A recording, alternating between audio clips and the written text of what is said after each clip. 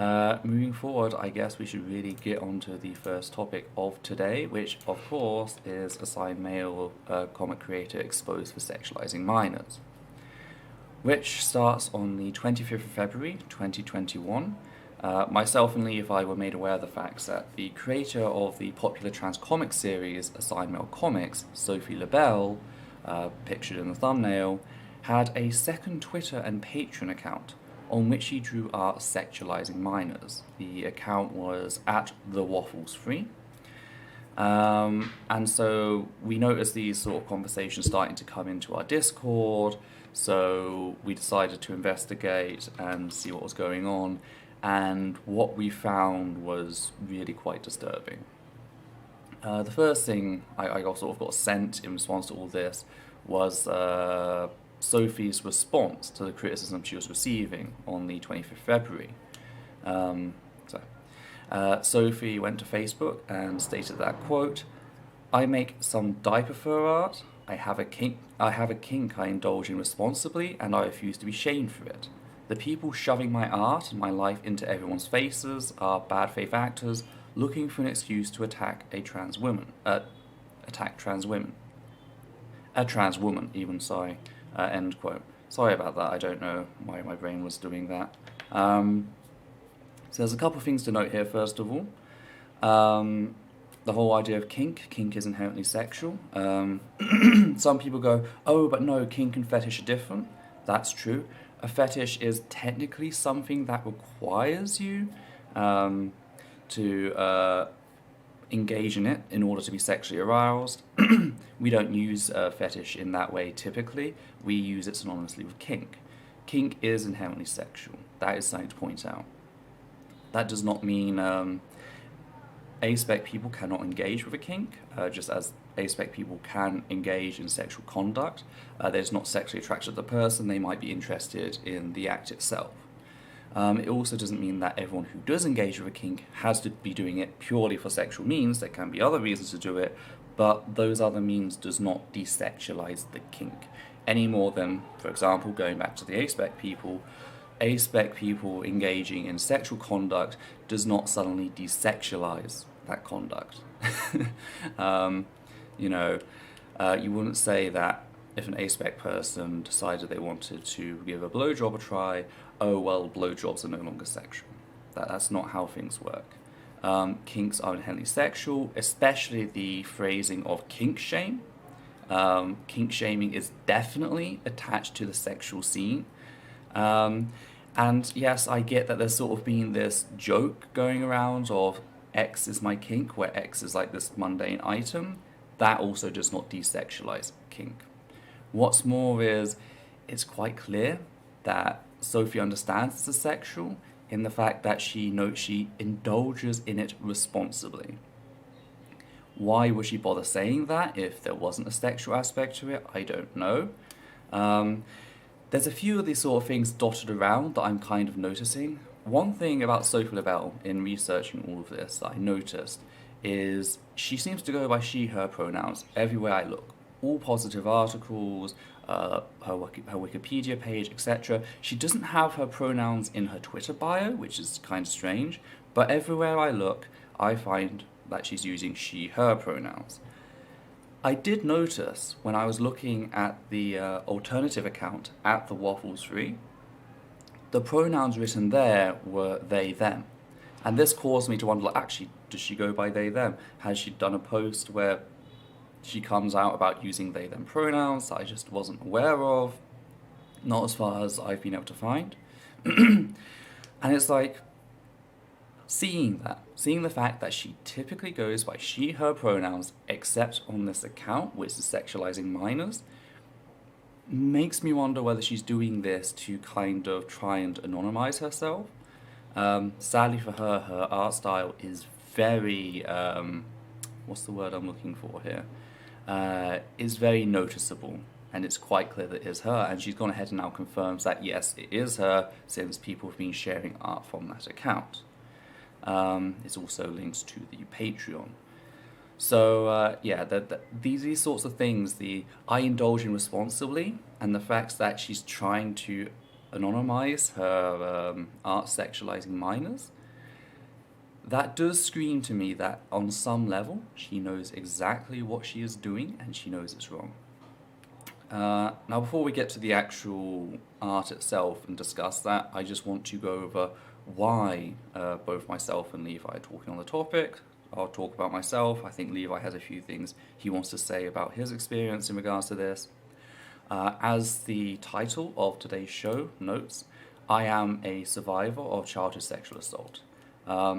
I was abused as a child, along with my mother and brother. We ended up in a domestic violence refuge, and there both myself and my brother were sexually assaulted. On top of this, as well as being assaulted later on as a teenager, especially when I was outed as bisexual, on top of this, there was a point in time where I was part of the furry fandom. And during my time in the furry fandom, I went through a very rough patch. And someone who took advantage of that was a 35-year-old man. I was 14, 15 at the time. He came in, he'd been making himself my friend for a while, and unbeknownst to me, he was grooming me. And then he kept making sexual advances. At first I didn't know how to react, etc. But I finally caught on to things, told him that if your idea of me being nice to you is going to lead you on to think that I'm going to be sexual with you, then you can just go, which resulted in him becoming very aggressive to me. When I spoke out about this publicly, it led to a harassment campaign. I was still a YouTuber at the time, I was a furry YouTuber. I went from YouTube account to YouTube account trying to escape this harassment. Never could, which is why I abandoned the furry fandom, and that's actually how I ended up in the secular community. So I have experience of both childhood sexual assault and internet grooming. So when I'm speaking on this topic, this is my standpoint. Okay? I'm not just someone who's decided, like, this is a pet project, I want to make an issue out of this. No. This is something I have a personal stake in, if you will. Yes, I'll let Levi discuss his own. Right, yeah. So I'll be discussing certain aspects of my experience in a bit more detail later, but just as an overview, I'm the youngest of 3 children, and my oldest brother is not only, like, I don't want to say he's disabled because I worry people will just say, oh, disabled means abuser. That's not true. But it does affect the situation, of course. When he was getting to an age where he started becoming aware of sex and interested in sex, his reaction to that was to start abusing me because I was the youngest. I didn't know what was going on. I was the most vulnerable. Also because he perceived me as a girl. And so for several years, I had to deal with sexual assault and these sexual comments and being exposed to sexual material and a lot of things that were like mannerisms and behaviors which weren't explicitly sexual, but it was clear, and I knew on some level that he was trying to communicate to me, I'm sexualizing you and I'm doing this to make you feel uncomfortable, and just a lot of terrible things. I don't have as much experience with online grooming. I think a couple of times people have tried to groom me online and it's just kind of gone over my head. So some of this situation is new to me, but I am extremely attuned to attempts to sexualize minors because I grew up in this environment where I was constantly being sexualized in fairly subtle ways. So yeah, that's my experience. Okay. So yes, going to the thread we compiled. Well, first thing I did when I really found out about it is I went to the Waffles Free, which is Sophie's Twitter page that contains all this material. There were 3 images in particular I was interested in. There was the image that sparks the whole thing, which is a picture of a small child wearing armbands climbing into a swimming pool with the caption "Safety First." This was what caused the entire thing to sort of explode, because the image was quite clearly referenced from a viral video, which had been like all over the news, etc. So some people saw that, immediately made the connection, and realized that Sophie had, for the majority of the child, copied one for one. There was a real child that was being used to create this art, and the art was sexualized. There's these little things that sort of get to you, like the fact that the child depicted in the art is climbing into the swimming pool, and yet they're already wet. The fact that the diaper seems to be barely hanging on, even though in the original it seemed to be on rather securely. The fact that there is exposed butt cleavage on the child. There's just so many little things that sort of, this is quite clearly sexualizing a minor. It's just like, why would you do that if you weren't trying to sexualize them? They're small details, but they're also deliberate details, and they're details that aren't the first thing you'd think to do. The water one you could maybe dismiss as someone just not thinking the image through, but like the butt crack, the tail not being through the diaper like it usually is, all the other stuff. It's like, you would only do that if this were deliberate. 2009, I remember all of the discourse around like tails looping through clothing, because furries, they often have to design their own trousers and clothing because of that. It's a very simple, it's a very common thing, and why would you make the conscious choice not to do that and have butt cleavage exposed when that isn't in the reference? That is a decision to change this, which is done to highlight certain features, and when you consider what those features are, especially in the context of everything else, it becomes very disturbing.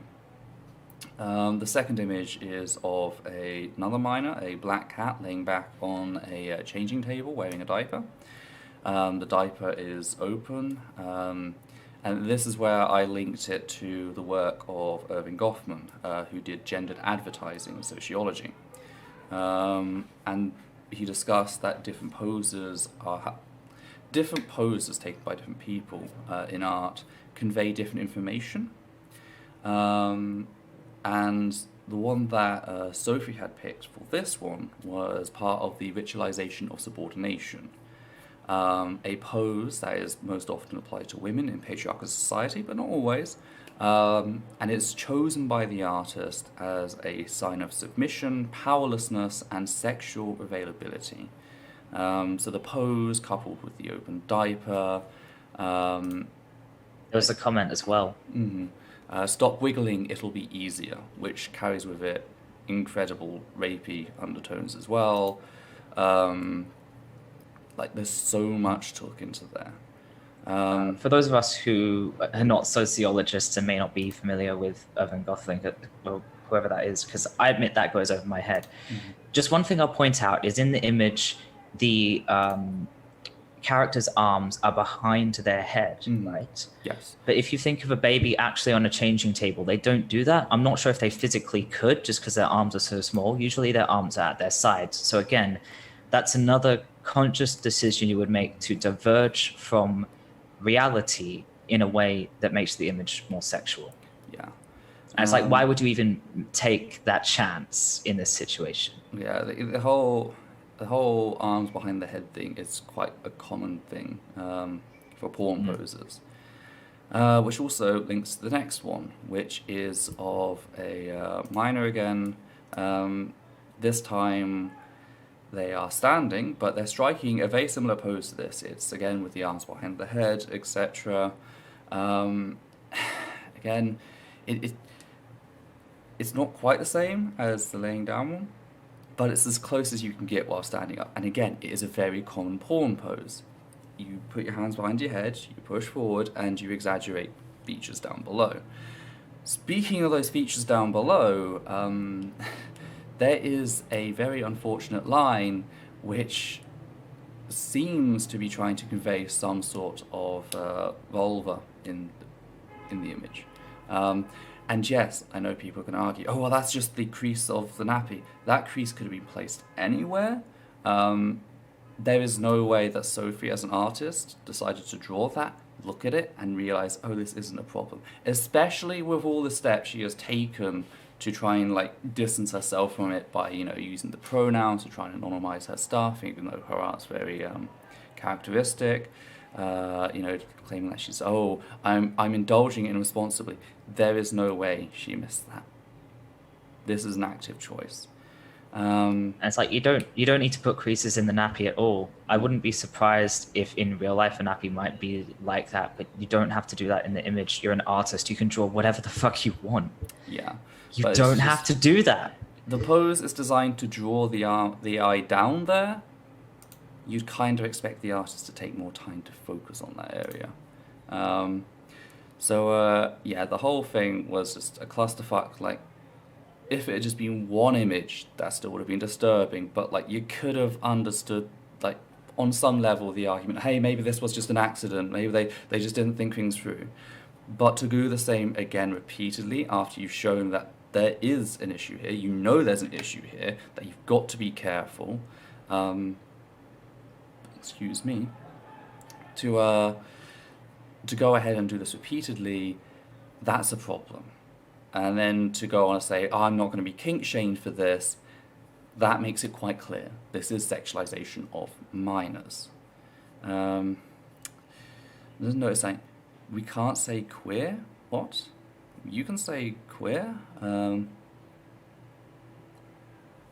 I'm having a look at the chat. Apparently there's a Q word being filtered. I don't know. I have no idea if it's something that YouTube has done.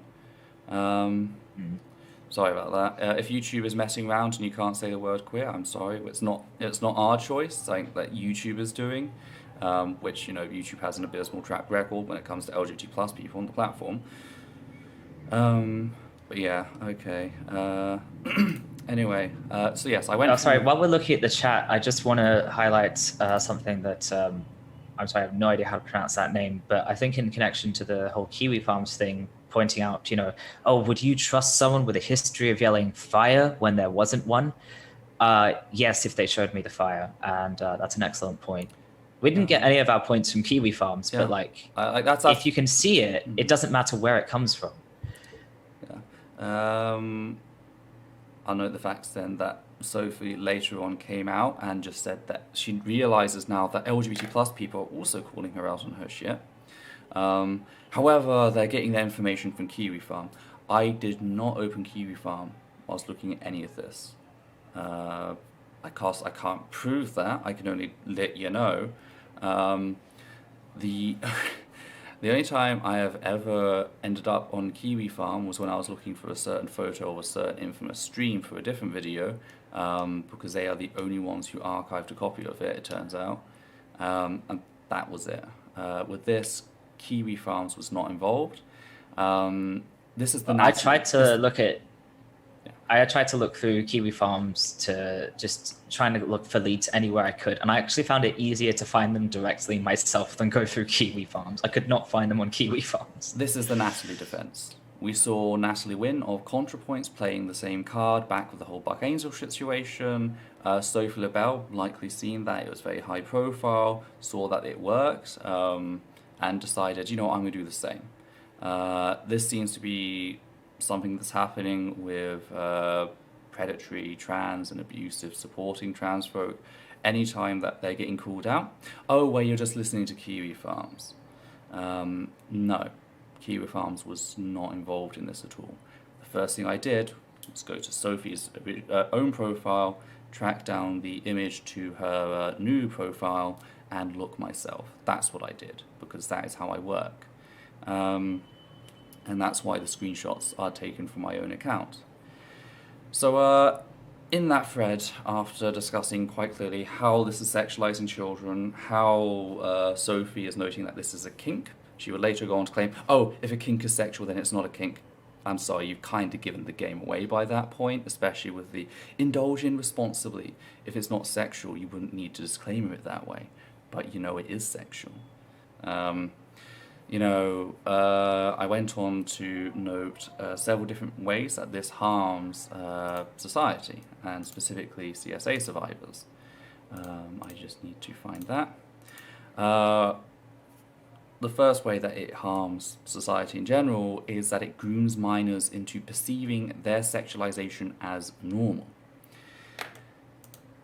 Putting aside the possibility that in Sophie's mind, these minors, these minor-coded characters, we'll call them then, were meant to be adults, the fact that she is using images of real children as references, and the fact that nobody looking at those could go, yeah, that's an adult. There's no balding spots, there's no grey hair, nothing like that. You can go, yeah, that's definitely an adult. The fact that anyone looking at those images would reasonably come to the conclusion that they are minors, that grooms real minors on Twitter, Facebook, etc., into thinking that the sexualization of them is completely normal. Now, a lot of people are going out, well, this isn't sexually assaulting anyone. That's not what grooming is. Some people don't seem to know what grooming actually is. Grooming is not the act of sexual assault. Grooming is dismantling the defenses. Like a predator, or those supporting a predator, dismantling the defenses of a minor in order to, open access to that individual sexually. It's preparation. It's the work before the assault. Lowering defenses, making sure that they don't go to an adult, making sure that they don't realize what's happening is wrong, that they feel isolated. These are all methods of grooming. And art like this does have that impact. For one thing, it can make a minor believe that not only is this okay, but if you engage in this behavior, then you're super mature, and that is a real danger. That is a problem that sadly exists online throughout many different communities. Looking back to my time in the furry fandom, there are several comics I read as a minor that I remember distinctly sexualizing minors. How those impacted me, I don't know in the long run, but it does have an impact.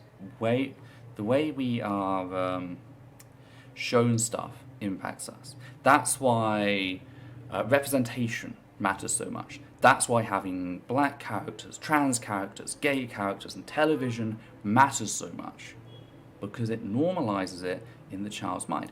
And these basic occurrences should be normalized. People being gay, black, etc. That should be normalized. The problem is when the same methods are being used by predators to groom and dismantle the defenses of minors. Okay? So there is that danger right there. And again, with Sophie and her art style, it is quite easy for a child who likes her comics because of they're colourful, they're bright, they're simple, etc. It's quite easy for a child to come along, recognise the art form, and go, oh, well, Sophie's this great person, everyone likes Sophie, therefore I can trust her. There's also that danger. This is particularly bad because Sophie, in the background, she works around a lot of children. She gives a lot of talks to children, etc. She interacts with them. So there are so many layers to this, and it is frankly terrifying. She may claim that she indulges in this responsibly, but that is ultimately trusting a predator to self-moderate, which is just something you do not do. I don't know if you have anything to add on that point. I was kind of thinking about how my experiences, even though I don't think they technically count as grooming, there was a lot of normalization in that no one took the situation seriously, even though everyone knew There's it was happening. a lot of crossover there, yeah. Yeah, and I can tell you that it did have a massive impact. I never bothered telling anyone about what happened because I didn't expect anyone to take it seriously because they kept acting like it was normal. Mm-hmm. if it were less normalized, then maybe I would have gone to a teacher and said, hey, this is happening, and maybe something might have been done about it. But it wasn't, because, and like the thing is, a huge thing that I went through was my brother really started sexualizing me even more and being really creepy about things when I started going through puberty. And of course, if you've ever seen any of our culture ever, you know that sexualizing teenage girls is a huge thing that goes on. And so like it felt off to me, and it felt like this is a bit more than what usually goes on to me. But it didn't seem like that big a deal, because it's like, oh, this is what always happens to everyone, because our culture was just saturated with it. Like, This normalization, not just what the predators are doing, but just in general, does have an impact, and it hurts minors who are being abused. I mean, the way sociology actually defines childhood is a golden period of ignorance, blissful ignorance. I'm not joking, that is like the technical definition of how we define childhood in modern era. So, like, that is true. Like, minors are ignorant to the ways of the world. That's why we spend so much time and resources teaching them these things. So, if they're getting the message that it's not only okay, but it's good, it's cool to sexualize minors, they're going to pick up on that. They are going to internalize it. And they're not going to realize it's a problem. And you might think, that's ridiculous. Well, go back and look at like women who like come from generations where divorce for like domestic abuse wasn't a thing, from periods where marital rape wasn't even recognized, etc., and see how they react when they are informed that these things are wrong. Like, it's so mind-bending for them. Like, wait, so if I don't want to have sex, I'm not, like, I don't owe it to my husband. Like, you see that sort of reaction. They just don't realize what is happening to them is abusive, is wrong. Because that is the power society has, and you cannot underestimate this. So when you're putting out art sexualizing minors, that is the environment you are adding to. That's what we observe. That's what we see all the time, And it's something a lot of people need to start understanding and start treating seriously. Okay, moving forward, another point 2. It harms survivors of childhood sexual abuse. Anytime I see shit like this, it fucking hurts, It triggers my PTSD, chest cramps, throat clamps. It can completely destroy my day. It can completely derail things. Like, even talking about these things is incredibly difficult. My temperature is currently high as fuck because I'm currently running on adrenaline in fight and flight.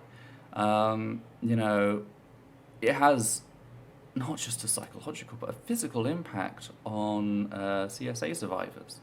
So Same. I don't know if anyone has noticed that I'm being extremely quiet right now, and it's because my brain is 3/4 shut down, because this is extremely traumatizing. Like, these are not topics we go and we talk about because we enjoy them. We go and talk about them because no one fucking else is going to talk about them, not seriously, not with the reverence they deserve, not by highlighting the issues that need to be highlighted. We'll come to criticisms people had of my actions and all that. There is one criticism I will say now, completely distinct from the rest, that was valid. Whilst I did content warning my thread, in which I did show the images, just to note, when I showed the images, I did not download and re-upload the images. I took a screenshot of the images, including the original Twitter post, so people could see that it was in context, it was highlighted, it wasn't the image itself, I wasn't just replicating it. I was critiquing the creation and posting of this. But anyway, in spite of that, one of the criticisms I did receive is that in my content warnings, I did not specify a content warning for showing images. I thought like the context would kind of give that away, but I appreciate that. Yes, I should have done that, and if I could do it again, I would have added that content warning, because it did hurt some people, and for that I am sorry. There was a request to take it down, but the thing is, by then it had already gained traction, and if you remove it and it doesn't regain that traction, well, then you just aided the predator in hiding. So I kind of had to weigh the cost and risk. Over time, it would fade below the algorithm. No one would be just coming across it randomly.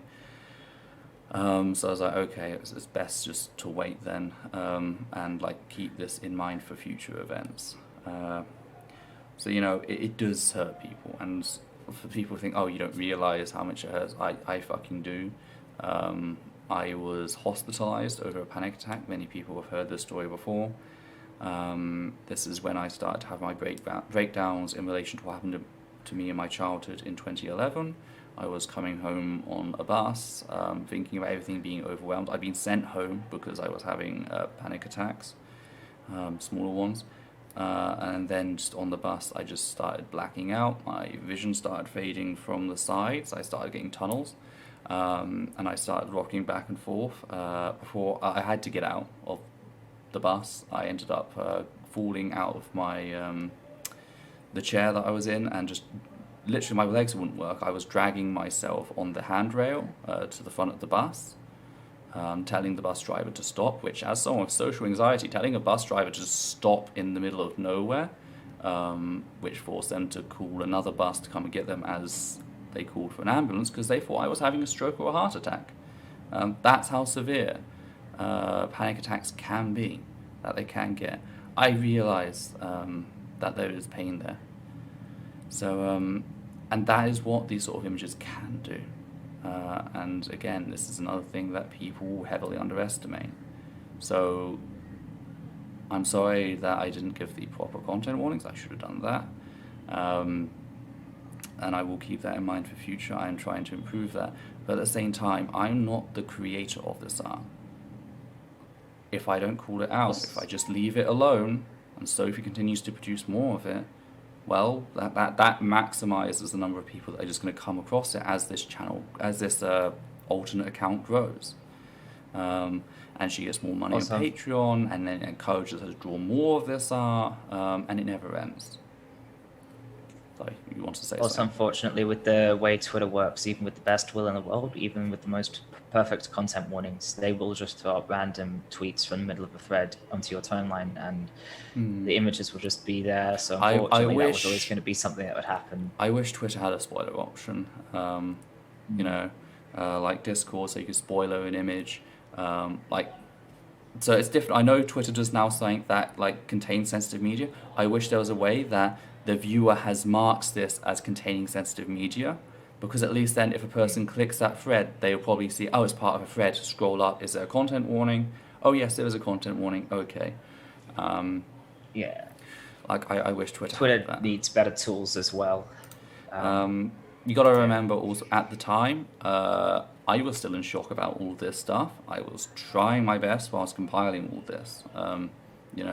That's actually it's very interesting, well. And something I have in my notes is there's a lot of sympathy for how stressed and confused and upset everyone else is, but there's not really much sympathy for the fact that we were in shock, that we were upset and dealing with a situation that has impacted us both, and that we were, despite the best will in the world, perhaps not making the best decisions, and that we can't just go and fix everything, because that's not how Twitter works, that's not how the internet works. That there's no sympathy for the fact that we can't do everything perfectly. We had to make some hard decisions. But for everyone else, it's just like, oh, they were upset, it's fine. But yeah, I should wait until I get to that point in my notes, because otherwise I'll give the whole thing away. No one else was really like doing anything. The only posts I saw out there were generally by transphobic parties showing the images. But yeah, and we'll come back to why those images needed to be showed anyway. The third point, the third harm this causes is it desensitizes the public towards the issue. again, the public becomes used to saying it becomes not an issue, uh, laissez-faire sort of a deal. Um, excuse me. But yeah, it is, by continually presenting this, it can reduce societal response to it. It can normalize it, make people defend it. We saw this with what happened. We'll come to people defending it later. Society just doesn't take the topic seriously. Society, people love to pretend that, oh, if I ever came across a predator, I would do X, Y, and Z. The moment it's someone they like, that goes completely out the window. And this is something that we've seen again and again. We saw it with the Me Too movement as well. Like, the moment it's someone they like, oh, yeah, no, this attitude just goes out the fucking window.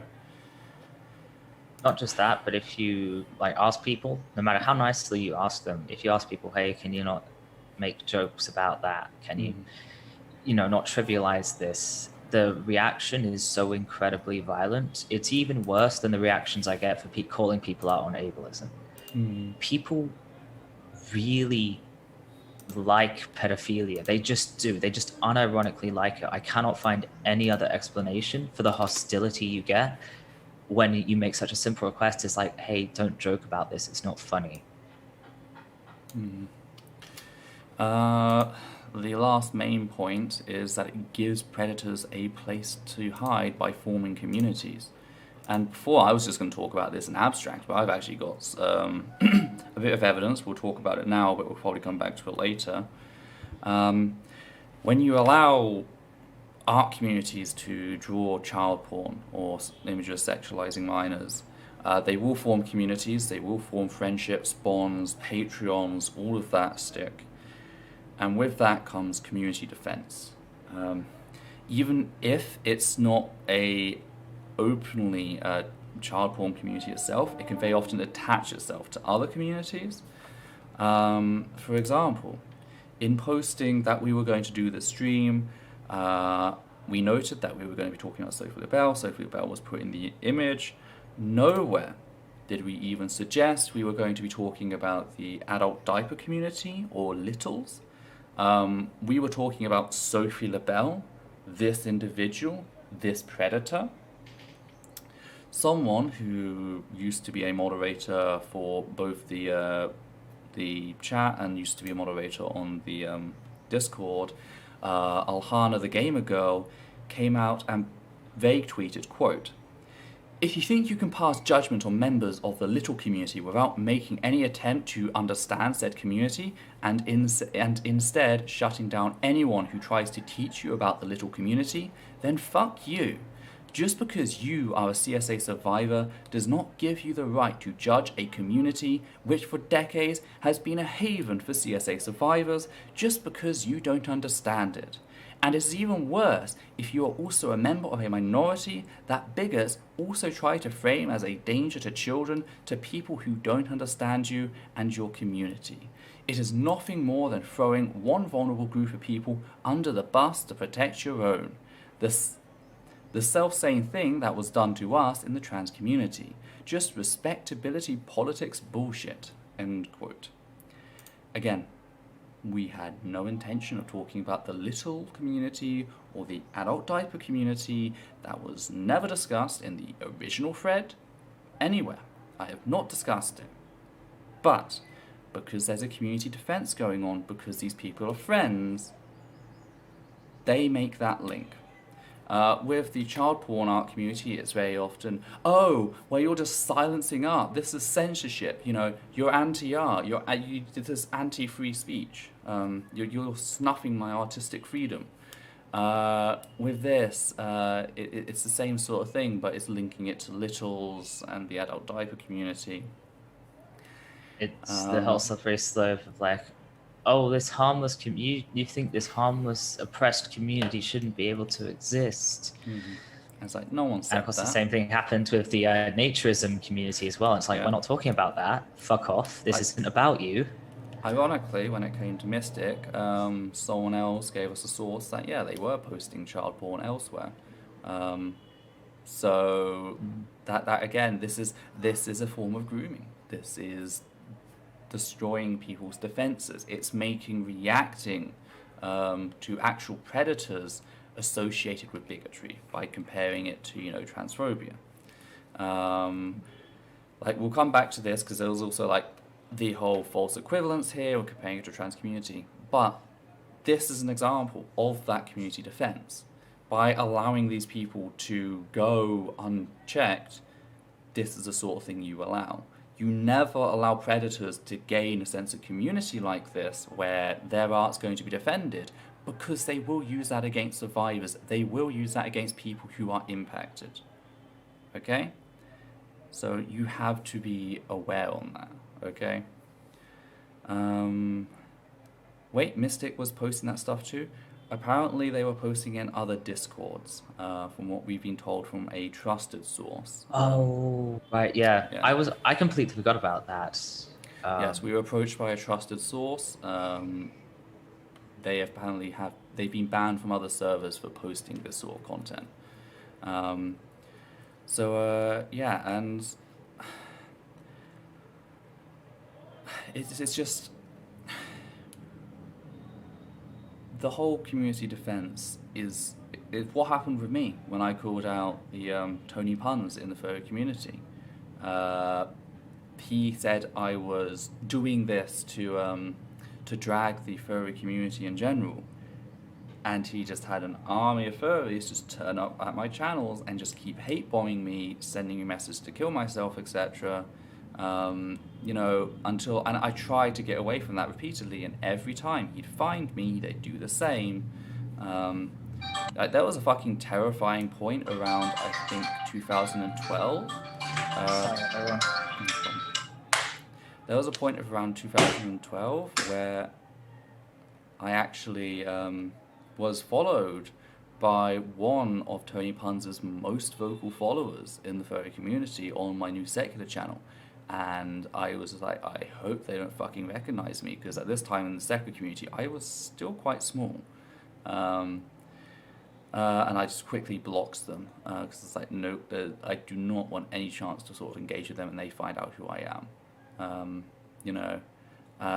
This community defense is fucking vile. And again, as with all these other points, I cannot understate or understress the issue here. The fifth and minor point in all this is that it might reinforce the predator's feelings towards others. It might reinforce the pedophile's feelings towards children, etc. Now, why do I say this is a minor point? Well, first of all, the evidence on this is ambiguous. I can show solid evidence of the grooming. I can show solid evidence of the harm this causes CSA survivors. I can show the evidence of how public is desensitized. I can show clear evidence of how communities will come to defend predators that are allowed to exist in their communities. When it comes to the science behind whether these sort of things reinforce a pedophile's feelings, the evidence is not ambiguous. What's the word? Inconclusive. And that's the thing. People that support these sort of actions love to drag it and pretend like this is all about whether or not this sort of thing creates new predators. And that is besides the point. That is not the only harm that takes place. And I'm more worried about the harm caused to the children. There's that potential, because again, it is currently inconclusive whether or not this sort of art does create new predators or reinforce the views of, existing pedophiles, etc. I mention it because it is a point that some people still do mention, and it's good to point out the facts that people who defend this sort of art try to drag the discussion over to that and pretend like that's the only thing that matters, when no, it doesn't. Here are 4 other points for you to consider. Rather than focusing on what we don't know, how about we focus on what we do know, what we can show to cause harm? I just want to note that. Okay.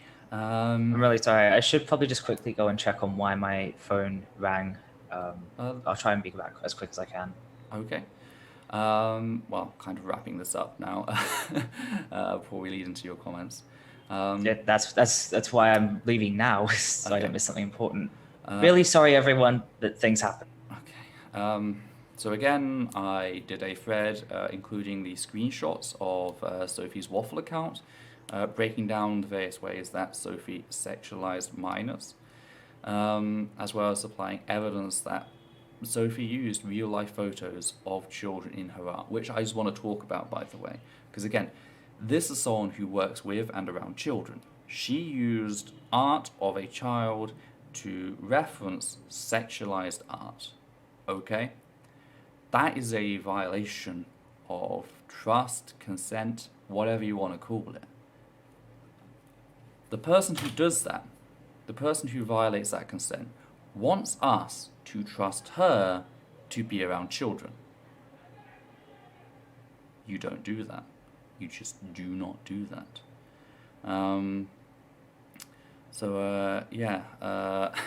It's nice to have you with us, Sosh. Not a problem. We've just been catching up on the thread, really, going over the 4 different points, or 5 points if you include the last one, as to how art of sexualized children harms people, or harms society. I am just currently reading through your comments just to see if there's anything specific to respond to. I've responded to the mystic question.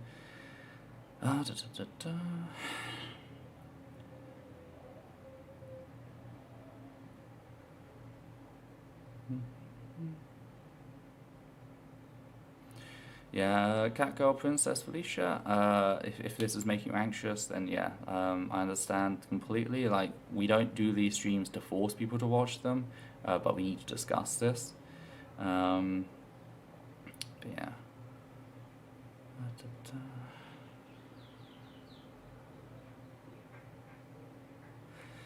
Yeah, Okay, really sorry about that, not a everyone. problem. It's just my mum's not well. I'm having to take care of her, and I had to check up on that just in case she was hurt or something. Okay. Turns out she just didn't realize I was streaming. Oh, actually, there was one thing that I just remembered that I didn't come to. On the 27th of February, as noted, Sophie came back to argue that, well, if kink is sexual, then it's not a kink. But she gave the game away here in the facts that someone pointed out to me there was a comment which stated, well, it wouldn't matter if you're sexual, it's still perfectly fine, which she liked. So it kind of gave away the whole game there. She's just saying whatever she thinks she can say to get away with things. It's not a case of, people. It's not a case of she's actually genuinely sorry, she's going to try dealing with this, which, by the way, even if she were genuinely trying to deal with this, she still shouldn't be around children. But that's a lot of point. That's a big point that people seem to forget about this whole like redemption thing. Whilst you're redeeming yourself, and even after that, you still don't get put around your victims or potential victims. Kate, have you been on TikTok? The whole thing is full of people doing baby voices and dressing as young kids in maid outfits. And what sorts doing baby voices? Cis women as well, which in my opinion also helps harm survivors of childhood sexual abuse and desensitizes the public towards the issue. So whilst it's everything, which is I can't access TikTok. I live in India, and in India it is banned because the standoff with China. So yeah, I can't be on TikTok. And like again, yeah, this whole thing just sort of feeds into this idea that it's okay to sexualize minors, and it is a problem. And honestly, like, with seeing how the communities have responded, I don't know if I can trust these communities, even the people who genuinely do argue that, hey, we make everything clearly adult and consensual and stuff like that. Seeing just how they defend predators like this, it's like, yeah. Yes, anyway, let's get to the response to the thread, which I believe Levi is planning on taking over for. Right, yes. I have a lot of notes on this. So the simplest, bluntest, most obviously bad faith criticism of the thread was that, oh, it's reaching. Okay, first of all, no, it's not. It's just not. But even if it were possible to reach, like, that itself is indicative of a problem. Maybe this is a bit of a radical idea, but your art should never be something that can be mistaken for child pornography. Like, Just don't do it. as mentioned earlier, like someone coming across that art and looking at it, there's nothing in that image that screams this is an adult doing something. That's kind of a difference that does exist actually for like photographs of littles and baby furs, etc. You can still see like this is an adult. With art like Actually, this, yeah, in the early draft of these notes, I was going to go through a whole bunch of things that LaBelle could have done to make this stuff okay, which I scrapped because that just seemed like. But like, that's one of the things I was going to point out is if she'd done the exact same art, but the characters had adult proportions, completely fine, unless there's something I'm missing. yeah, we will not be tolerating apologia for child grooming. Just noting that. Angry dog, good boy. So yeah, you can fuck off with that. They were Go doing fuck stuff yourself, to you groom piece minors. of shit. They're a predator. I don't fucking. I'm not playing this distinction game anymore. I don't care Yeah. if she's acted on it. I really don't give a crap about that. She is deciding the defenses of people, and she knows what she's doing is wrong. Again, I was indulging in it responsibly. Like, quite clearly, she knows this is sexual. The change of pronouns from she, her on her main to they, them to try and anonymize it, even though, sadly for her, the art style is very noticeable, she knows what she was doing is wrong. And even if it was like, oh, I'm coming close to a fine line that a lot of people see this way, if it was a case of, I don't actually want to sexualize minors, I don't want to groom minors, but I know a lot of people are going to see it that way, you would take steps to ensure that you didn't get seen that way. You would do certain things to make sure that people could tell that this wasn't minors. You didn't. Anyway, sorry, you go back to... The bottom line, though, here's the bottom line, okay, right? When it comes to, is this person a predator? Is this person not a predator? I don't give a fuck if they touched a kid or not. I know I said that I was sexually assaulted as a child, but when it comes to my PTSD, when it comes to the things that make me feel violated and ruin my fucking day, it wasn't the sexual assault so much as it was all of the gestures and the words and people not taking it seriously and downplaying it. It doesn't matter. You can fuck someone up so badly without laying a hand on them. And okay, if you're doing any of this shit, and if you're doing nothing when it's pointed out to you, and if you're playing these games of, oh, but it's not that bad, or, oh, but this community, you're a fucking predator, okay? I'm done with putting up with people, coddling them while they and play these ridiculous games about, oh, my slippery slope. Okay, this isn't about a slippery slope. You are hurting people right now. Fucking stop it. Because I'm fucking done with this. I am done with it. I cannot anymore. People don't seem to understand. You don't have to be the individual that benefits of something for it to have an effect. I use organic analogies a lot. People are going to think I'm a fucking functionalist at this. All these like beetles, flies, etc. that have like warning symbols, so like poisonous or have a sting or whatever. They very often die when they're attacked, but it teaches the animal that preyed on them that, hey, don't go for these creatures in future. With grooming, it's the same sort of system. Even if Sophie never gets the benefit of any of the people that she's groomed through her work, other predators can enjoy those spoils quite well. Now that she's doing baby fur, those predators, that is just like chumming the water. Those predators are going to come in and they're going to know that her community is ripe for the picking. Not only is she grooming them for her, but there are people in that community who will argue incessantly to defend them. Because if you condemn them, you have to now condemn her. Like, she has just chummed the water for child predators. you don't have to Yeah. benefit something personally for it to be a fucking problem. That's yeah. Yeah. Actually, leading on to all those people who are umming and ahhing, you know, everyone loves to go all hashtag not all art whenever this comes out. But that's not happening, okay? People draw children and babies all the time without it being a problem. People have family photos of their naked kids and it's not a problem. Okay, the problem isn't with your art. No one is coming to take your art away. When I heard about this, I immediately went and found the images for myself to make sure it wasn't just people blowing it out of proportion. No one is coming to take your art away, you selfish, entitled fucks. It's the same. It would be the same as arguing that when they went ahead and they banned photographs sexualizing minors, oh well, they're going to come for your normal baby photos next. It's a slippery slope fallacy, and that's not how things work.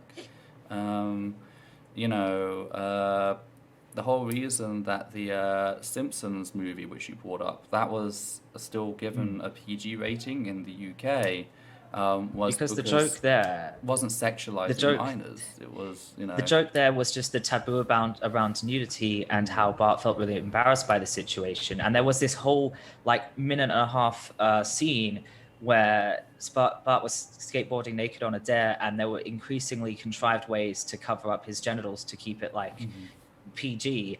And then there was a section where Hedge had this very conveniently placed gap, and that was fine. And like personally, like I could see arguments for maybe we should try not to do that with the current culture and everything, but in a vacuum that is fine, because the joke there is how contrived it is. And the joke is the taboo of nudity. The joke is not sexualizing Bart. Bart was not sexualized in that scene. Bart was not striking no a one stripper is coming. pose. If Bart had been striking a stripper pose, we would be having a very different conversation. Yeah. So we're not coming for your artistic freedom. We're going after these things because they're sexualizing minors. And just because I know, since we did end up talking about this, I just want to say to the people who are getting out their pen and their pad, taking notes, trying to look for ways to sneak in sexual images to try and push the boundaries. Oh, how can I make this acceptable? Fuck you. Fuck you. I know you're out there and you are just the scum of the earth. I'm so sick of you people. You make it impossible to have a nuanced conversation about this. You make the slippery slope because we can't trust people to have these, to take advantage of artistic freedom and to try engaging with these topics, because you fuckers with your notepads come along and are like, how can I twist this to make my obviously sexual stuff okay? I hate you so much. Another thing I've seen is there is a type of therapy for survivors of sexual assault which relies on them creating art. It can be paintings, drawings, whatever, relating to their sexual assault. And I've seen people come out at me like, oh, well, you're going to be banning this next. It's like, here's the thing.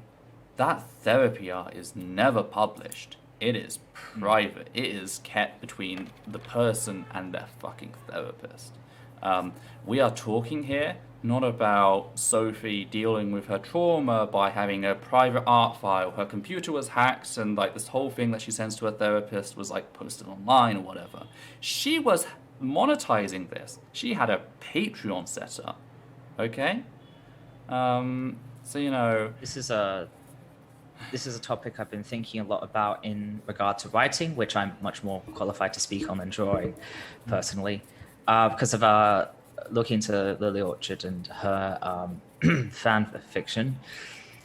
And here's my stance on it, okay? If you are a survivor, I think if you're a survivor, or like arguably if you are someone who is extremely well read on the topic and like extremely well read and well connected to the topic and like know what you're doing and know how to do this sensitively and help survivors, but probably just if you're a survivor only and you want to write or draw about what you went through and what it was like as a way to explore the trauma and stuff privately, I think that's fine. You know, part of like I can think of when I read Lily's fan fiction, I thought to myself, wouldn't it be interesting to change it in this way to actually make it center what the children went through? I think that's okay. But there's a difference between that and making pornography for other people to consume. That's the thing. There's no critical Okay. lens here either. It's Yeah. If you want to make art to criticize the topic and to explore what you went through and you're a survivor and you want to do that privately, then that's fine. I think that's a good thing if you do it carefully, but that is not what happened here. I'm sorry, we kind of derailed there. Yeah, that's okay. I finished that section, so I can just go on to the next thing. The main arguments, the one that fueled this moral outrage, was the idea that oh, you're going to hurt the kids by including their image, and that is very untrue. Because the thing, first of all, the child was linked to the incident before we even got here. Yeah.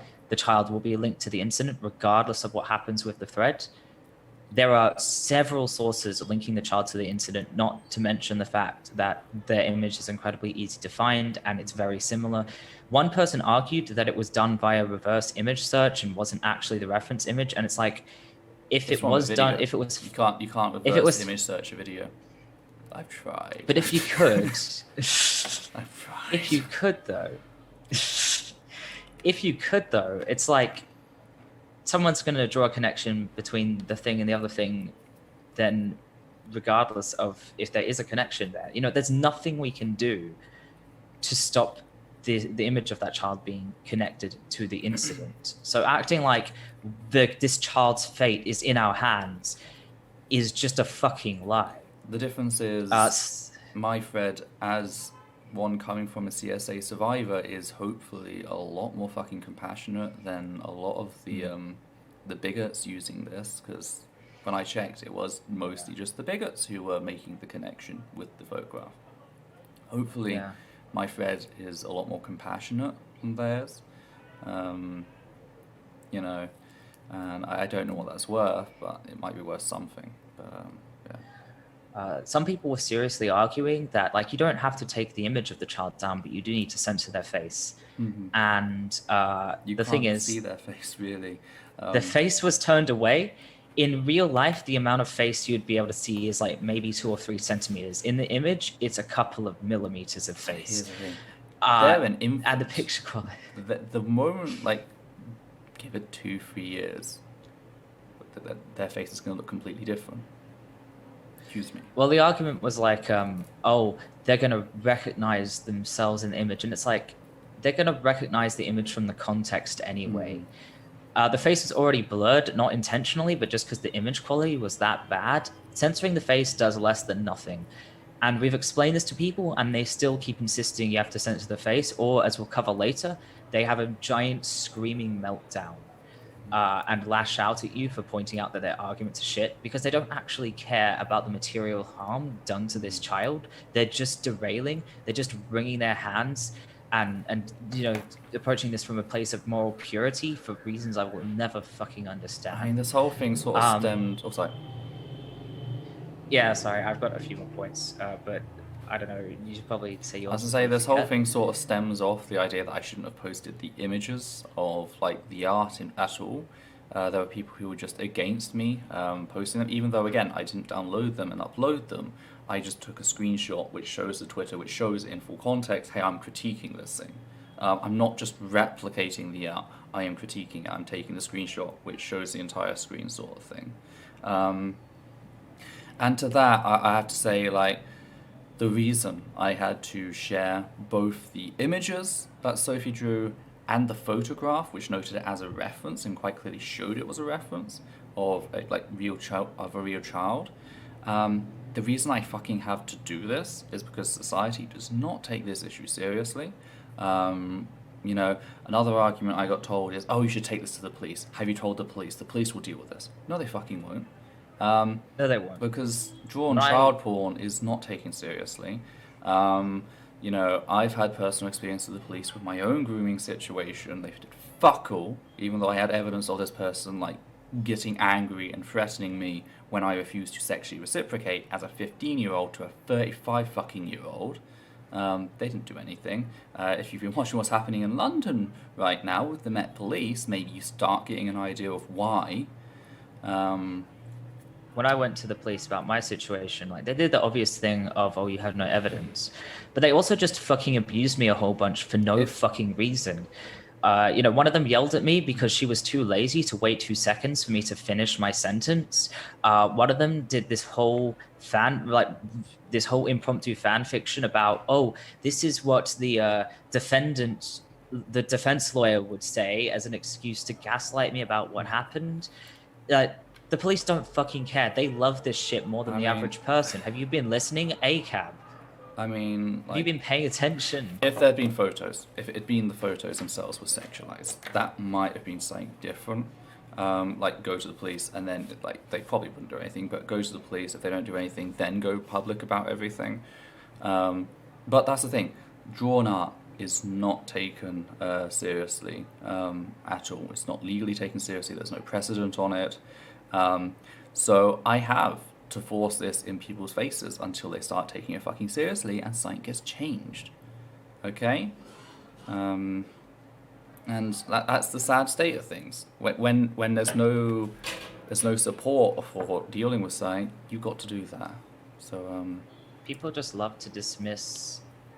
Like this happened with Lily Orchard as well. Is that got dismissed as this ridiculous call-out culture stuff, and it's like, what the fuck do you expect us to do? The police will not do anything. We already know that. It's not in the laws. It's just not in the laws. Yeah. I won't go too much into detail at this because it is a friend story, but a friend of mine was sexually assaulted recently, and I've been poring over the laws where they live, trying to find a thing that they can get the person charged with, and it straight up says in the laws you can't charge them based on the victim's testimony alone. We just won't do it. The law, it is so difficult. The standard of evidence you need is so high, and you'd think, oh, with the internet you have physical proof. Just don't give a fuck.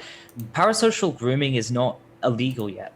Mm-hmm. If you groom someone directly, one person grooming another directly, that's illegal. If you groom an audience, there's a chance. In theory, it's illegal, but the police won't do anything. If you groom one person, there's a chance. If it's parasocial, no. Yes, that's what I was trying to say. But yeah, anyway, moving on. So there was all this moral panic over the kid's going to be harmed by this thread. And the thing is, the chances of this kid even finding the thread are unlikely. There are 60 people watching this stream right now. This is not only an incredibly niche section of the internet, trans section of the internet, but it's not a very popular one either. We can't even afford to pay to 2 people. We're not a big platform.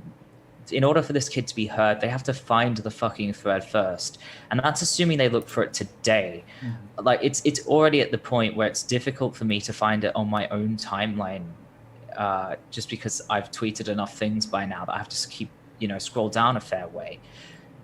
If this kid is not already old enough to read, then by the time they are, it will be buried. Mm-hmm.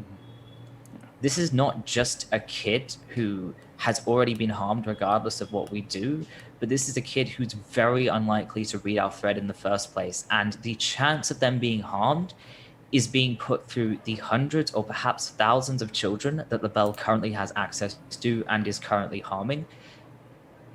The moral outrage is so incredibly selective. They don't give a fuck about kids. It's just about shutting us down. And one thing I noticed I think earlier today, another thing that's very important is that ignoring the abuse doesn't mean it didn't happen. Yeah. And this is where it kind of connects to my own experiences, is that all these arguments are focused on protecting the child's innocence by trying to make sure they don't find out, rather than fighting for justice for them and for their safety and for the safety of other children. And, all these people saying the child would be horrified to find this thread. And they'd probably be horrified to find out that this happened to them, but wouldn't they also be horrified to find out that people covered it up? No one talked about it. Everyone tried to cover it up. Everyone attacked the people actually trying to protect children rather than saying, this is wrong. We need to do something about the pedophile. And it reminds, it's not the same, admittedly, because, you know, with my situation, the people covering it up also knew, and I knew they knew. And, oh no, sorry, it's not the same as my situation because I knew about my situation because it was directly happening to me. It wasn't a thing of you could keep me from finding out. But like, it did have an impact seeing people who were trying to pretend nothing was happening, who wouldn't do anything. And that form of abuse in a lot of ways was actually worse than the actual sexual abuse itself. And I find that there's a lot of hostility even towards children when they don't play along with this as well. You know, so many children who feel like they can't talk about it because, you know, you're not allowed to talk about that stuff. That stuff isn't for kids, and yet it's happening to them, and they can't talk about it because people would prefer to pretend that the child is innocent rather than actually protect them. And, you know, when I say, why wasn't I taught about what was happening to me? Why wasn't I taught how to protect myself? Why did no one have an honest conversation with me? And there's the constant whinging and whining about, oh, I did my best to protect your innocence. And it didn't work. It doesn't work. So for all these people complaining that we're going to hurt a child, you are currently just as likely to hurt the child by what you're doing. More so, I'd say. Because again, like, it's what happened with me when I spoke up against Tony. The entire community came down on me and made it so safe that I had to abandon my entire community at the time and try to establish a new community, and lived in constant fear that they would find me again. You know. And then there's also, the thing is, this harm isn't just an individual level of this individual child will be harmed when they find that they weren't supported and that their abuse was covered up. But also it has cultural impact. It creates a culture where, again, people are more concerned with pretending it didn't happen than preventing it from happening again. People like to be comfortable. They like to be comfortable. The easiest way to be comfortable is to pretend like everything is perfectly fine. It's And it's why so many people hate Greta because of her environmental activism, because she doesn't let them get away with it. You know. And of course, the reason why this image was posted to the thread in the first place is because it's not just about this child. You know, there are hundreds or maybe thousands of children who are at risk from the bell, who are going to be hurt by the bell. Not who might be, but who will be hurt by the bell if nothing is done about her, who have already been hurt by the bell. And I kind of did a vague tweet about this, venting, because like this situation has just been really hard for me for some reason. And I said, you know, if you have the option of potentially harming a kid who's already injured or saving 100 kids, and you choose to save the 100, then apparently you're a child abuser now. That logic doesn't make sense for injury. But apparently when it comes to child sexual abuse, this is the pinnacle of morality, to say we should throw 100 kids under the bus to save this one kid who was already hurt anyway.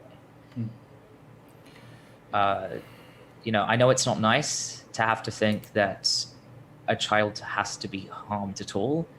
I know we prefer if everyone could get out okay, but we live in the real world where sometimes you have to make a decision. And the decision was, it's kind of too late for this kid, but we'll use what happened to them to try and protect other kids. And people are undermining that and meaning that all 101 kids get hurt. So well done for that. Round of applause. Because the fact is, we do need to show that real children were involved before most people take this seriously. Even in our own Discord server, where people generally know better, where I expected people to know better, I had to put out an announcement saying it doesn't matter if real kids are involved, it's still a problem. please stop making this about whether or not real kids were involved. And luckily, most of our members, all the ones that were allowed to stay, of course, a couple had to be removed, but most of our members did learn once it was explained to them, but it still had to be explained to them. So, all of these people, as put wonderfully by, I can't remember who, but someone on Twitter pointed out, if this matters so much to you, then maybe make people take this seriously. You can't criticize Ethel if you won't fix yourselves first. Spend a bit more time getting people to actually take it seriously without seeing that real children are involved. Speak out about how drawn child pornography is a problem no matter what. And then maybe you can think about criticizing us. But until you fix yourselves and until you help us fix society, there's not anything we can do. And of course, finally, a lot of the criticism was just straight up bad faith coming from people who we could see from their timelines had defended LaBelle, or who refused to speak out about her, who would complain about, I don't know enough about the situation, but then apparently knew enough to criticize the thread that was actually informing people on the situation. This was not about concern for children. These were excuses that were made to shut down the situation so people could stay comfortable. Is there anything you'd like to add, Ethel, before I move on to the next section of this? I can really think of? No, sorry. That brings us then to @NotCursedE. So one of the people criticizing the thread was someone called Mallory Moore at Chican3Bri. I don't know how to pronounce it, but it's in the document. Well, it's not in the document, but it's a link. You can see it. They responded to Ethel's thread decrying that the reference image was included and saying that this is the person arguing that it wasn't actually the reference image and that it was just turned up via reverse image search. So they weren't even doing the regular thing of, the child will be harmed. They were trying to say that it wasn't actually the reference image. And of course, Ethel had a quick look and, yes, you're defending LaBelle. This is bad faith. I'm not listening to a word you say. And then Not Cursed turned up to complain about the image as well, arguing, and I quote, I haven't liked or said shit about Sophie's scandal, so you can't use the same BS argument you've used on Mal here against me. Take the fucking image down. Now I immediately saw the problem with this, and so I quote tweeted it and responded saying, wait. Someone with access to children drew child pornography and you didn't say shit. But when a CSA survivor acknowledges that an actual child was involved, you have to speak up against the CSA survivor? Yeah, don't act like you care about kids. Just note, they did later on go on to defend Sophie. So, it was a case of, I haven't said it yet. Well, we'll get to that. Okay. But I also said in that little too sweet thread, I didn't speak up. I said, I didn't speak up about pedophilia until I decided to shut down someone trying to expose the pedophilia isn't the defense you think it is. A larger account also responded to the same Not Cursed tweet saying, quote, apparently child sex abuse is just a scandal. But I wouldn't be surprised this account is shitting on CSA survivors while defending her pedo pal. As I recall, she threw MBs under the bus to defend ContraPoints too. Are all big trans accounts trash? I think yes. So Not Cursed ignored my response because no one cares that I exist. But quote tweeted that it's not your fault. I'll get there one day. And then I can deal with all the pedophile apologists abusing me on Twitter. But yeah, Not Cursed ignored my response, but the larger account, of course, being larger, got a response of, quote, I don't even like Sophie, if you must know. Her art has creeped me out for ages because I don't like it when an adult uses children to be their political voices, even if that child is one they've drawn. And they go on for a while. They say, if Sophie has actually done anything pedo-y, then fuck her forever. But the evidence Essence has posted is mostly a massive reach, etc., etc., etc. Again, I saw problems with this and responded saying, quote, once again, apparently actual child pornography doesn't even deserve a passing mention, but using cartoon children as a political mouthpiece is creepy. This outrage is so selective in the worst possible way. And it's funny because, again, the one genuine criticism I discussed before we got to these points, just to like separate it from it, was the fact that I thought like having the topical content warnings was enough. I didn't put a content warning for images used. I also should have put content warnings at the top of all the image posts. And like, I wish I'd done better. Okay. Like, the reason I wish I'd done better is because there were a couple of people who were hurt by that. And it's like, so to say it's a reach when there are people genuinely hurt by that, yeah, the evidence does not support. Continue. Well, she does recant /s later on. So eventually she got tired of being called out on her pedophile apologetics, and she put out this whole statement. So she said, I won't read all of it, but I'll read some key sections, and the rest is linked in the document. She's like, oh, I woke up to a few trans people and sharing this tweet, calling me a pedo, etc., etc. So first of all, I made that tweet when I had only seen one of Sophie LaBelle's drawings. But I'd included the things three, so... Oh yeah, we'll get there. Okay, we'll get there. Please be patient with me. This is very detailed, I promise. The things Essence said about it to make it seem sexualized were a reach, in my opinion. She points out the things that were said. This is specifically about the dog in the pool drawing, which is the one she saw. She said it uses a reference image of a real child. The diaper is looser fitting. There's no tail hole in the diaper. And also she says there's 4 pixels of a line to indicate a butt crack. So she acknowledges that this was a butt crack and was intentional. She doesn't even try to argue what I expected people to say, which is, oh, the artist slipped, anything could happen. She acknowledges this was intentional and still says it was a reach. Then she goes on to say, Essence posted the reference photo of a real human child. That's all I saw before I went off at S for claiming to crusade against child sex abuse imagery while literally posting a photo of a real life human child in that context.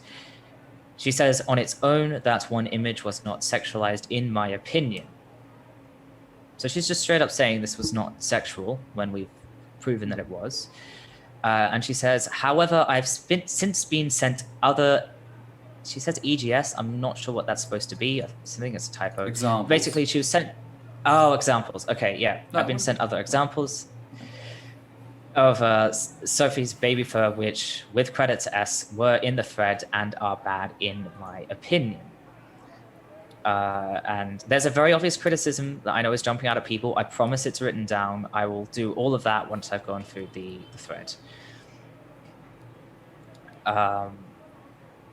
So she goes on and on about how what Ethel did is just so bad and evil and just the absolute worst for several tweets. And then she says, regardless of whether Sophie is or is not a pedophile, which, yeah, I think she probably is given the other images, which are pretty blatantly sexualized, you should never, ever, ever, ever, ever post photos of a child in this context. Never. You are not a good person for doing this. Again, obvious criticism. I promise I've seen it and I've written it down. Talks about how she's blocked Essence of Thought and says, I did, however, follow S. I did have a lot of time for them, and I don't think they're an awful or bad person.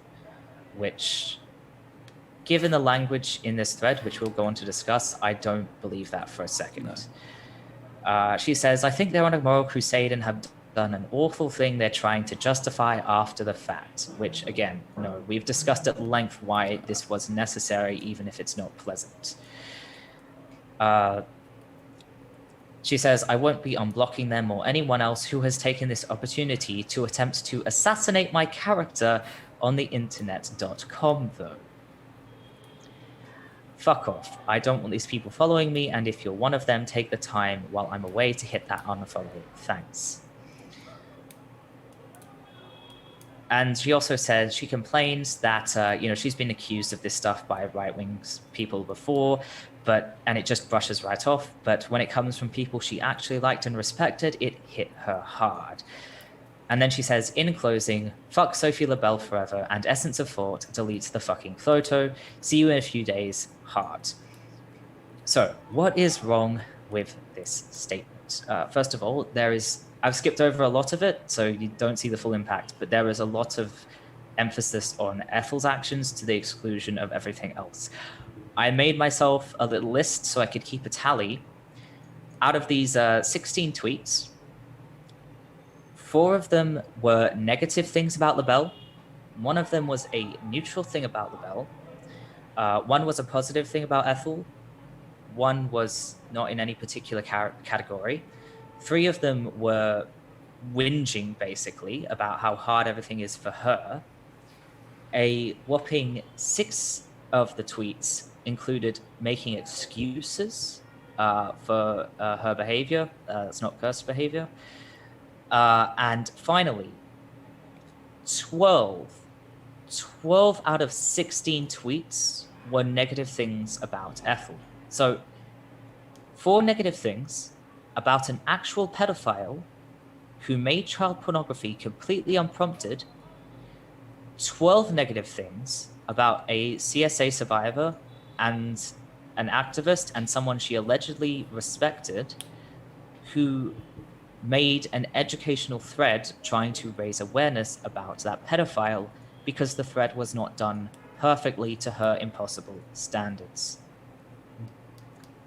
Secondly, she is very soft on LaBelle in her language. Compare, quote, they do look significantly more sexualized than the others, unquote, and a modified quote, I think LaBelle probably is a pedophile, given the other images which are pretty blatantly sexualized, unquote. 2, quote, you should never, ever, ever, ever post photos of a child in this context, unquote, and, quote, there was absolutely no need to post the reference image at all, unquote, and, quote, it still does not justify what S did.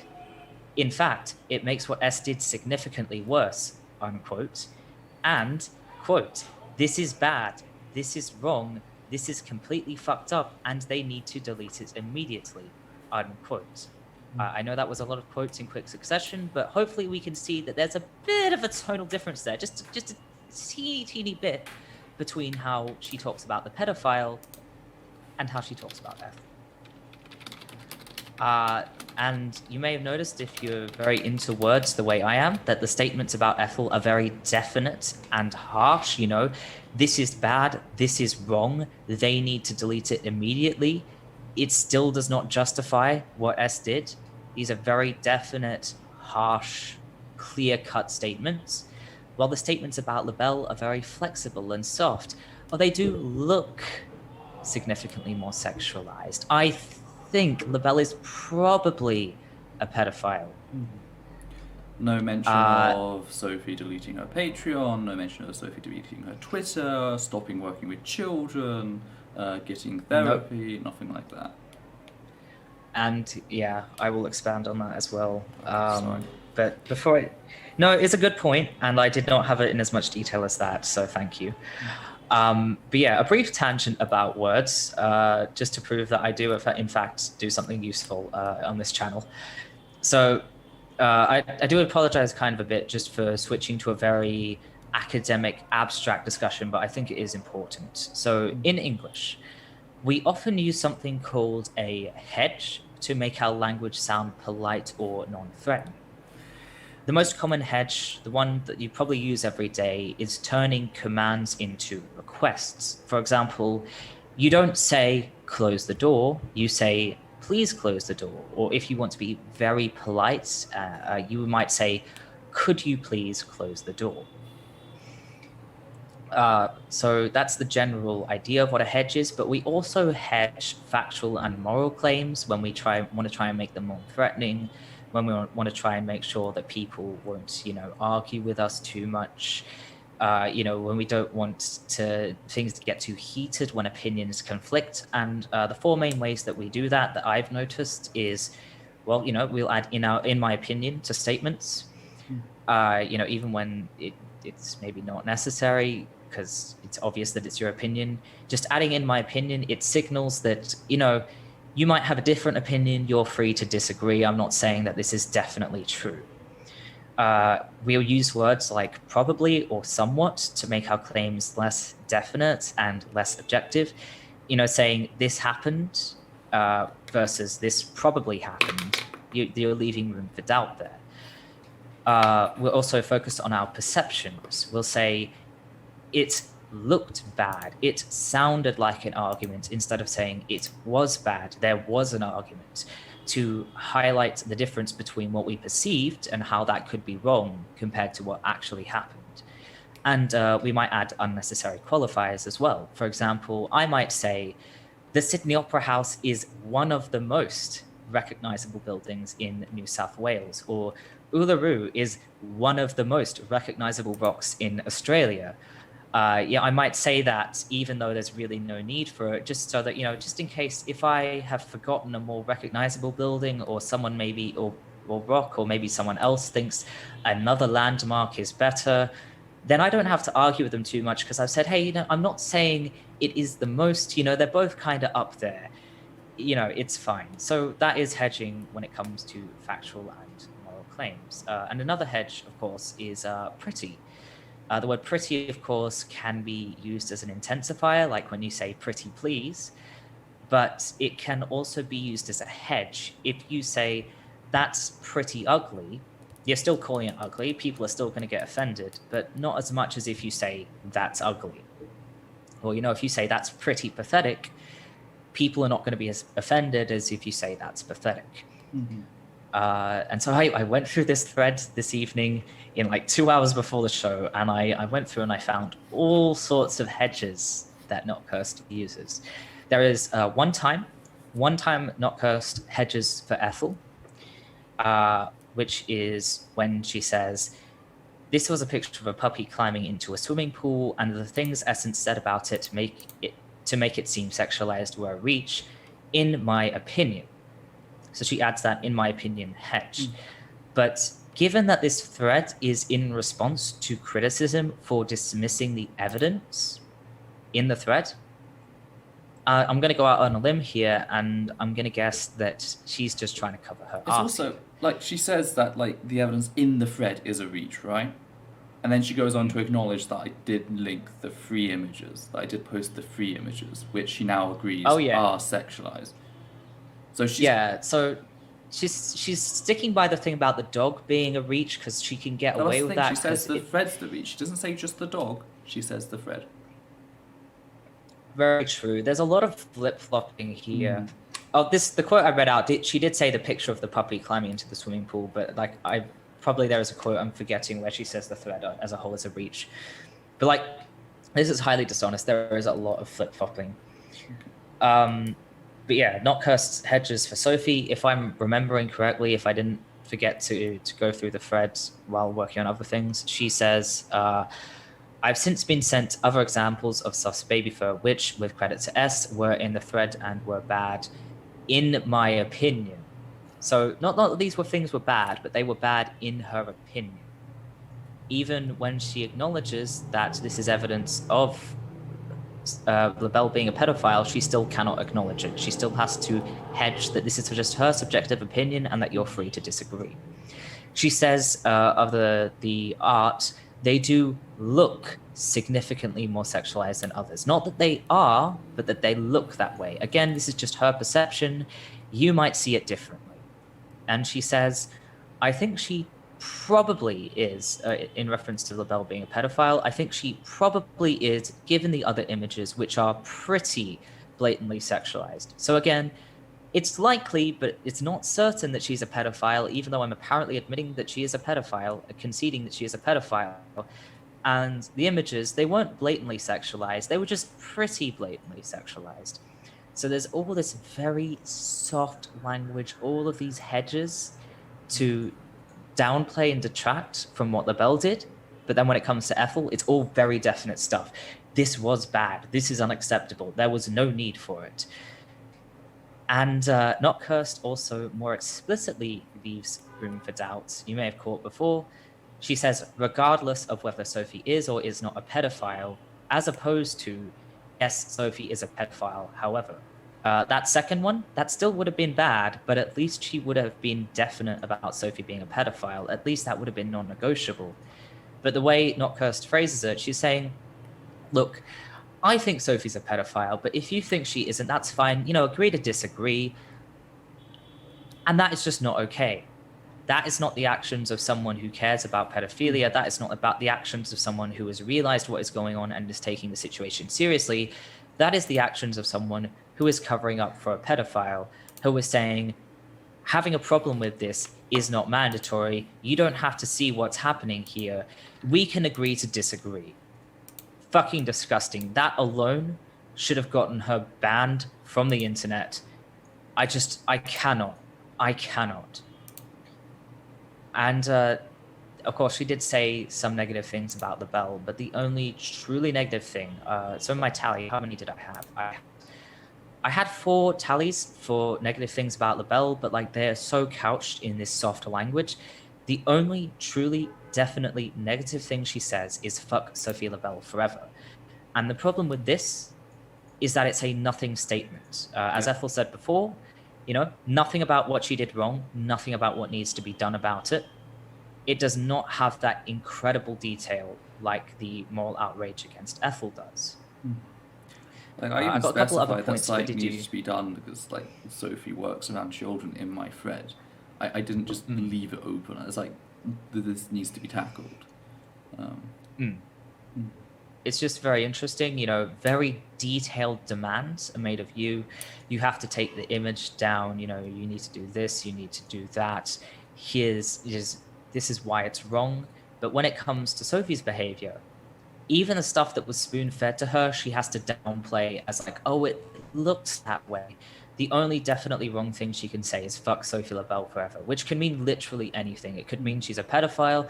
It could mean that she doesn't like Not Cursed's favorite trans celebrity. I don't fucking know. No one fucking knows. That doesn't mean anything. I could jump onto Discord right now and message all of my friends saying, fuck Ethel forever. She's the absolute worst. And they would be like, okay, so you're just having a joke, right? Something happened in Minecraft or whatever. Because it means nothing. It means fucking nothing. Saying that does not absolve you, does not mean you're not a pedophile apologist. It means that you are putting a very thin veil over your pedophile apologetics. And the thing that jumped out at me immediately as well is she did not acknowledge the very serious mistake she made. She admits she did not read Ethel's whole thread. Not that she didn't do enough research, but like the thread was right there, a thread on this very serious topic that she is definitely taking very seriously. And she saw something she didn't like about it and decided to stop reading partway through. That is something you simply do not do. I don't care if this thread is the most, you know, heinous thing you've ever seen. You fucking read the entire thing. You make sure you know what you're talking about. This is not a situation where you can just afford not to do the research. If you do not want to do the research, then you sit down and you shut up. We do not have time for people who do not feel like doing the research, but who want to keep speaking on the issue. For those of you who were around in 2019, you remember how infuriating it was when Rachel Oates kept being like, oh, I don't understand the issue, and kept talking about it anyway. Well, multiply that by 1,000,000. That is a situation we're dealing with. This is a serious situation. We're trying our best to deal with it. We're trying our best to make positive change. And all these fuckers can do is they can get on their high horse and rant about how they don't like this and how they don't like that, and they don't even know what's going on. We do not have time for you to play, you know, superhero. We don't have time for it. Get a grip. Jesus Christ. If you actually care, not only would you read the entire thread, but you would do your own research like we did. That's what happened. When I realized what was going on, when I saw what people were saying in the Discord, I immediately dropped everything to research for myself. That is what she should be doing if she wants to moralize about how we're not doing enough. Fuck you, Not Cursed. Really, you were just the most disgusting person I've ever had the displeasure of seeing. She also made no apology for this massive mistake. Let's say she does make the serious mistake. You know, it's in the past. She can't change that. She did not apologize. She did not say, I'm so sorry. I should have looked into this. I've been defending a pedophile this whole time. She didn't fucking do that. But you know what she did do? She made this about herself and how she needed a mental health break. And, you know, how this hit her hard. You know, her feelings matter more than getting things right. I open my thread by noting the fact that I'm a CSA survivor, but apparently that doesn't get me the time. No, we don't get time. We don't get leeway. She gets a... We'll be getting to that so in the next section. She gets so much fucking leeway. But, oh.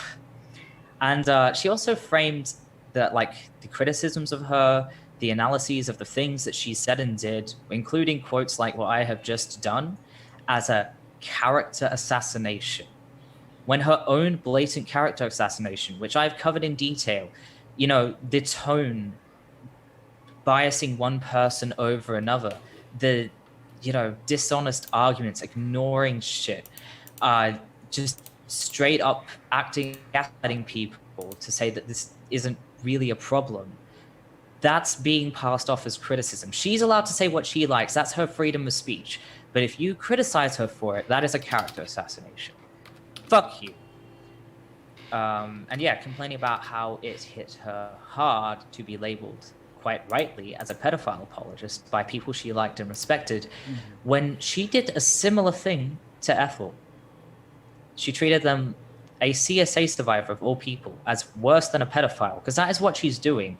When she reacts to a pedophile like, oh, yeah, that is kind of bad, and then she goes on this massive rant about how horrible Ethel is, she is saying implicitly, Ethel is worse than a CSA, is worse than a pedophile. Ethel needs to be condemned more harshly than a pedophile. She did that. She assassinated their character with all of these bullshit arguments, with ignoring the fact that we really did not have a choice if we wanted to do this effectively, but to include the image. This ridiculous stuff about how they should have known better, and it's like, they do know better. That's why all of this shit happened. In full knowledge that she's not only someone who, like, oh, this is a small account that we happen to respect. No, she is a prominent transgender journalist that many trans people like and respect. She has this platform where the things that she says and does actually carry weight. It's not just like, oh, this is going to hurt people's feelings. Like, this could actually mess with things materially. None of that matters because it doesn't affect her. Only her feelings matter. Speaking of being hit hard by the words of people you once respected, I have a whole other section, but is there anything you need to say, Ethel, before I get into that? No. Yeah. Okay. So, Chrisiosity. A few days after all of this stuff not Kirsty, I noticed that some of my mutuals were following her. And I did not feel safe after all of that. So hopefully we can understand why I felt very uncomfortable with people following her after all of that. Wait, sorry. When you say pedo, do you mean someone that likes kids or an actual child molester, rapist? Like anyone who does sexual stuff to kids. Someone who is grooming children. If you're grooming children, if you're drawing art of children to get off of, even in fucking private, if you... I don't care. It's all pedophilia. I'm done like playing games of dictionary and trying to be charitable. If you're doing sexual things to kids, even if it's in private, even if it's without kids' knowledge, you're a fucking pedophile and you need to piss off. No charitability anymore. I'm done with being charitable. I mean, it's about time she works with children. She works around children. So I actually saw there was a someone pointed out, and they have photo evidence of this. She did an all ages reading thing in a sex shop where there are dildos on the walls. This is a pedophile to the nth degree. The only way she could be more pedophile is if she actually raped a kid, and I wouldn't be surprised if she did. Like there's no room for charity. It's time to stop worrying and umming and ahhing about wrongly labeling people pedophiles because they didn't do enough bad things, and it's about time we start respecting survivors, for fuck's sake. but yeah, I did not feel safe around people who were okay with not cursed E because of everything. And so I realized I could either soft block these people, many of these people who I liked, or I could inform them of what happened in the hopes that they just weren't aware and that they would do the right thing. So there are a couple people I realized there's no point, I wasn't even going to try. One of them, I saw that they were speaking about a middle ground, and I just immediately went ahead. There's no middle ground for pedophilia. I'm sorry. There's no fucking middle ground here. Yeah. What if we rate some of the children? Yeah.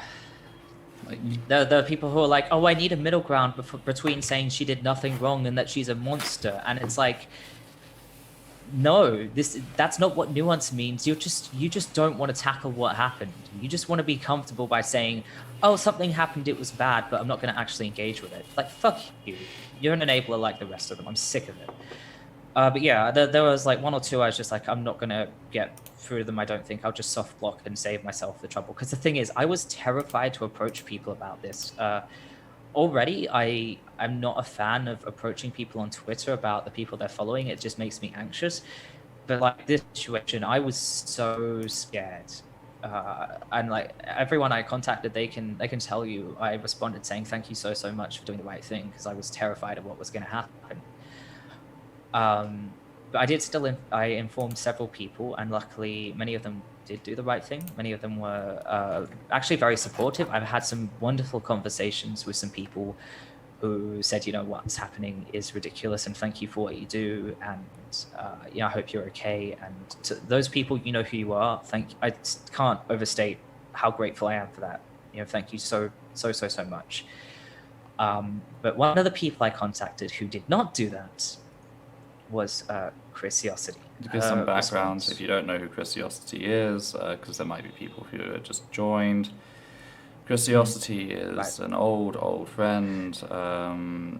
She was there throughout the Woodford situation. She was part of the crew that helped me when Graham Linehan was going to sue me. She is someone I've had a lot of respect for. Yeah. So anyway, continue. I'm really sorry this had to happen. Don't say sorry for that. I'm just like setting like, because people are like, oh, well, it's like Kirsty, for example, mentioned, oh, it was so hard for like someone like that used to respect coming out and doing this stuff. It's like, how do you feel it is for a CSA survivor? You know. Anyway, sorry, continue. Yeah, I should actually just quickly talk about who Chrisiosity was to me. I didn't know her that well because, of course, I'm fairly new to all of this. You know, I was not in. I was kind of lurking in the community, but I didn't even know about Essence of Thought until late 2018. Didn't really get involved in anything until the Woodford situation. So I'm a newbie. I didn't know Chrisiosity that well. I know that, you know, she. Like I'd heard the name places. I get the impression that she has somewhat of a platform and a presence. I, of course, worked with her during Roll to Save. She was one of the first people to follow my YouTube channel because of the whole Woodford stuff. And one of the people I was like really excited about following my channel because it's like, oh, people who actually have a presence of following me or subscribing to me. That's amazing.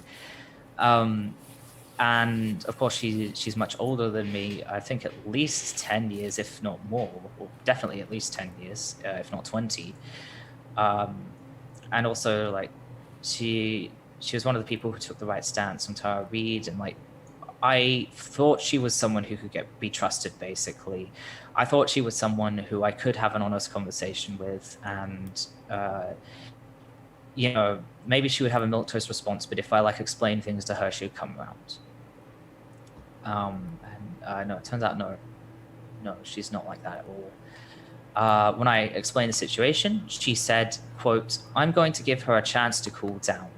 I believe this is a very triggering situation for her, and we'll see if a few days break helps clarify things." And this is what I meant before. People like Not Cursed get all the leeway in the world, even when they do, you know, horrific things that they did not have to do. And then, like, we do the slightest thing that isn't perfect, especially Ethel does the slightest thing that isn't perfect, and like, just it's like the world is ending. I really wasn't comfortable with this response. It really seemed wrong to me, but like the gaslighting was so bad, the anxiety was so bad that I basically let it go without comment. I was like, I wouldn't hold my breath if I were you, but I let it go. And then Curiosity decided to approach me unprompted to explain that Ethel should take down the picture because imagine how horrible the parents would feel. Did you want to go on a rant about why this is wrong? This is the common fucking argument I've just seen time and time again. I even hinted in the post about my feelings towards parents uploading pictures of their children online. I think it's a very questionable act for parents to upload pictures of their children or videos of their children online in places that they can be accessed publicly. I am someone who believes there should be an element of privacy and that should be respected.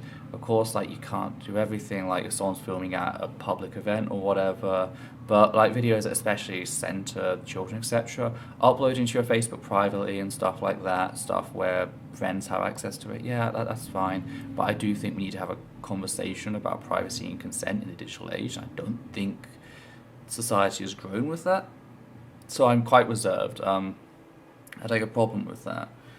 But the idea that the parents have any fucking sway in discussion about images that they've chosen to post online and allow news rooms to use, replicate, post, etc., which is how Sophie came across the image in the first place, that they have any fucking right to say on the usage of the image is fucking disgusting. I get if you want to talk to me about the harm this could have on the child 10 years down the line, 20 years down the line, if they ever come to find out about things. Parents, I do not fucking give a crap about. My mother, wonderful, she's never done this sort of thing. She's never, tried to limit me. But the idea that her comfort somehow trumps doing the right thing and protecting children is disgraceful. Those parents signed away any rights they had when they posted that video publicly.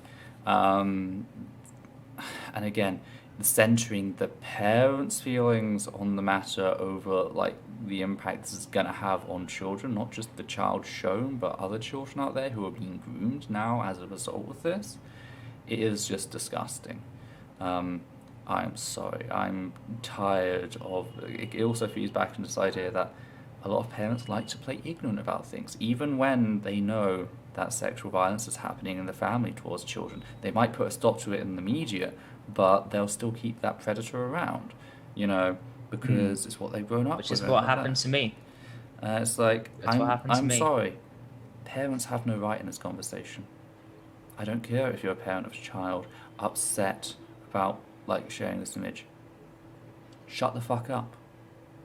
If you're not a CSA survivor, genuinely centering the impact this will have on other people who might be assaulted, groomed, whatever, shut the fuck up. You don't need to talk. You talking is exactly the same as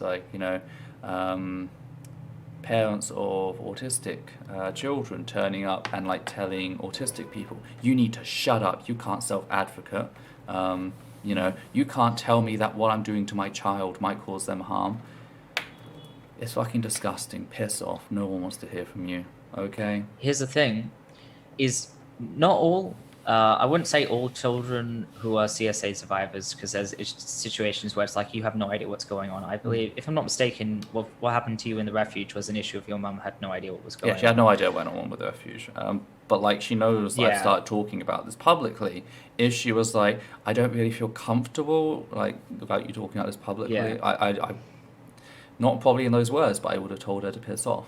But she thankfully didn't. But I won't say all children who are CSA survivors, but most children who are CSA survivors, myself definitely, only ended up this way because our parents did not know how to keep us safe.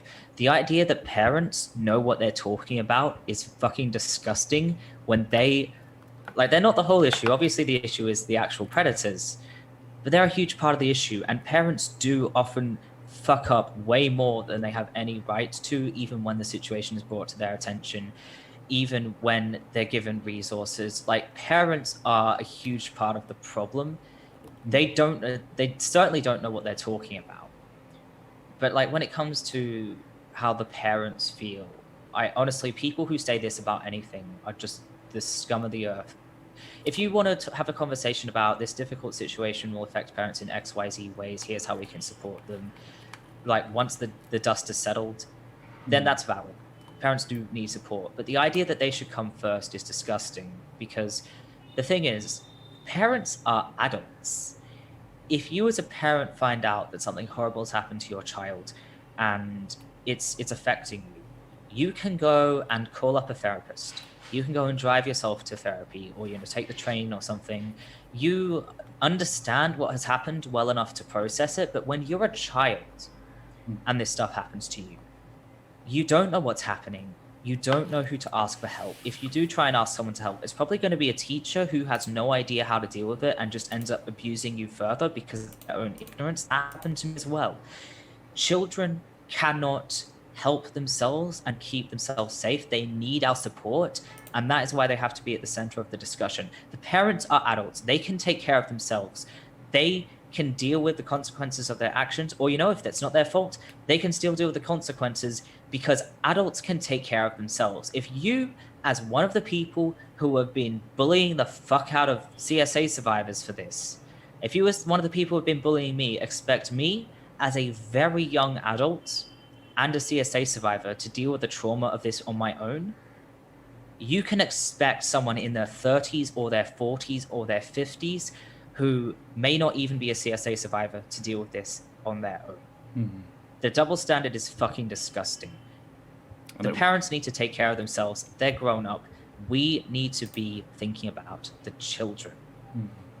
And Christiosity wasn't the only person who made this argument either. There were quite a few people who made this argument. There were quite a few people who are like, as a parent, this makes me feel... Shut up. I don't care how you feel. This isn't about you. It's not about you. It's not even about me. This is about protecting the children. Once that is done, then we can worry about other people. And frankly, you're not next in line. Next in line is CSA survivors. Then we can start thinking about parents.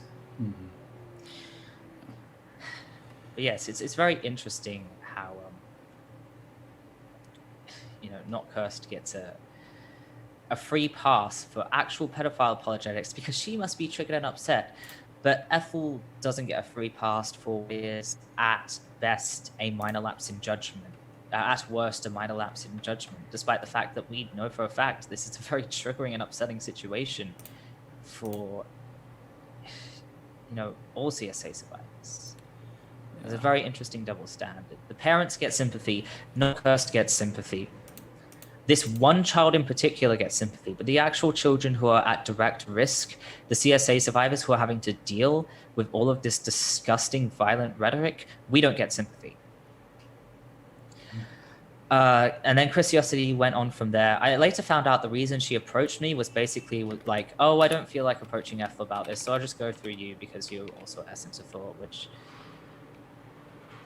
I don't get it. I don't get it. But she went on to regurgitate the bad fit.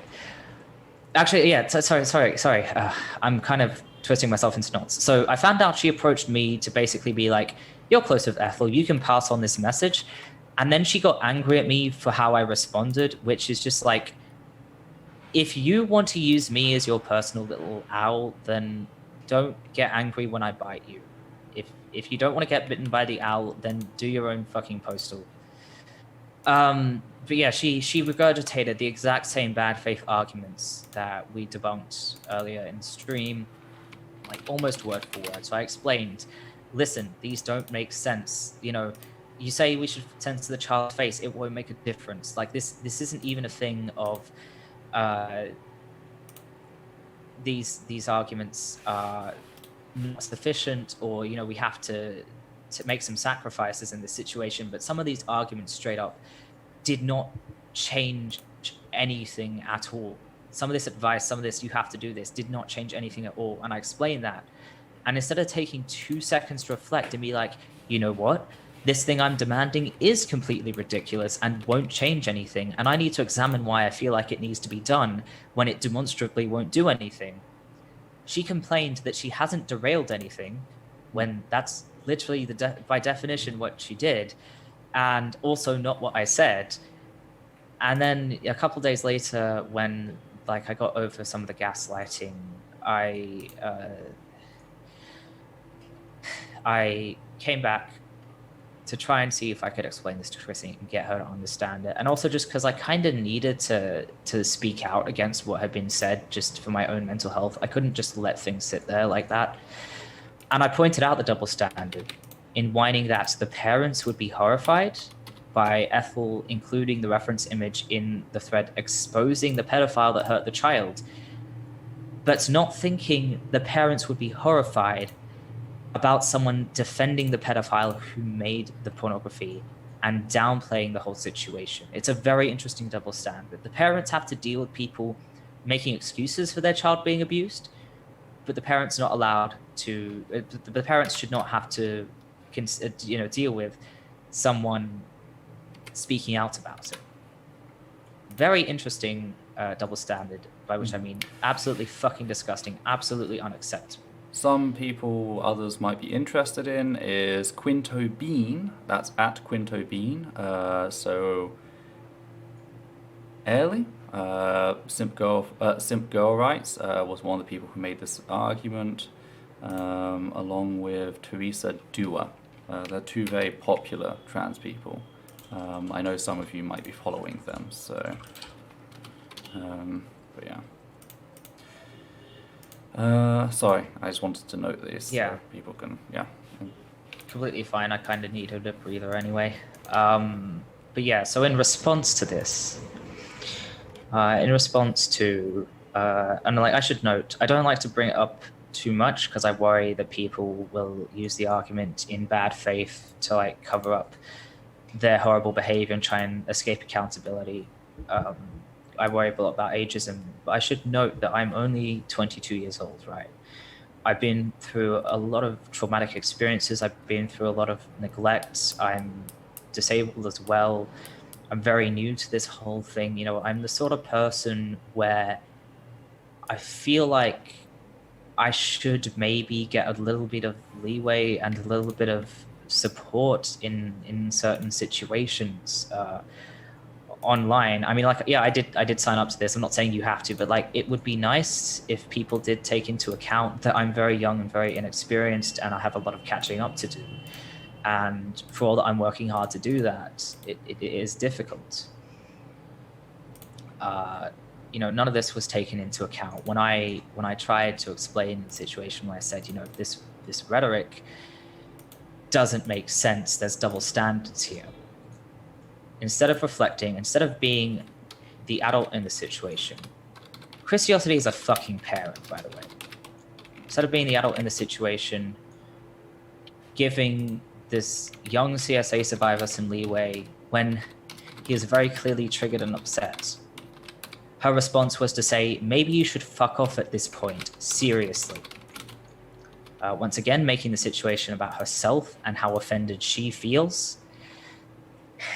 And then she said that she didn't criticize Ethel, but, quote, said she did what she had to do, but should maybe consider ways of modifying the picture going forward, which is just a straight up lie.